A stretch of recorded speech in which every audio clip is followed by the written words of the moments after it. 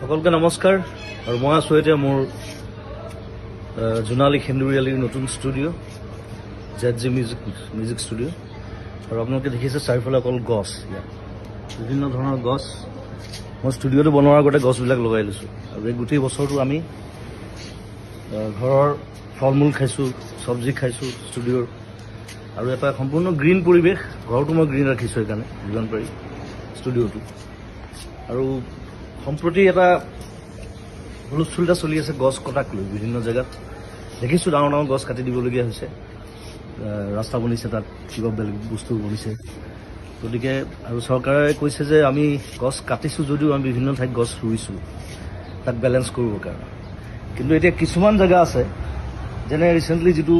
হুলস্থুল চলি আছে দীঘলী পুখুৰীৰ সেই পুৰণা গছখিনিক লৈ পেলাই এতিয়া সেই গছখিনি হৈছে গোটেই দীঘলী পুখুৰীটোৰ সৌন্দৰ্য এতিয়া সেইখিনি গছ কাটি যদি বেলেগ জেগাত গছ ৰুৱেও সেই দীঘলী পুখুৰীৰ সৌন্দৰ্যটো ঘূৰি আহিব নাই এইটো এটা ডাঙৰ প্ৰশ্ন ৰিচেণ্টলি দেখিলোঁ আগৰতলাত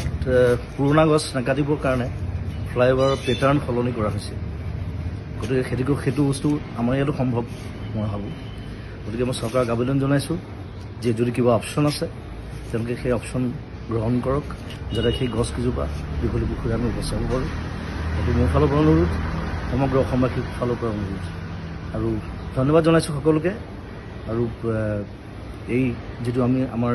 বিপ্লৱ চলিছে গছ সংৰক্ষণ গছ বচোৱাৰ তাত সকলোৱে সহযোগ কৰক ধন্যবাদ থেংক ইউ বাই বাই